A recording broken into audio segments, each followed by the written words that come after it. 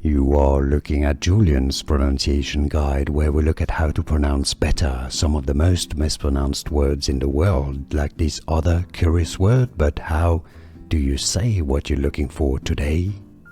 We are looking at how to pronounce these words and more confusing vocabulary many mispronounce in English, so stay tuned to the channel to learn more.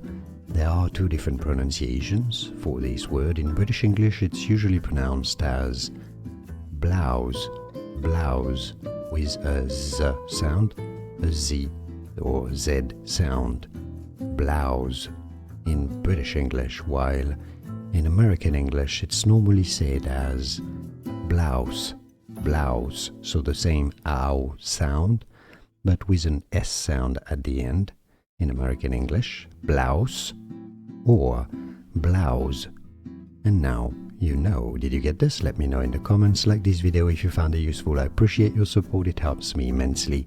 More videos for you here to learn more correct and free pronunciations. Thanks for watching. Here are more videos on how to pronounce more confusing words and names too many mispronounced. Like this video if you found it useful. I appreciate your support. I'll see you soon and thanks for watching.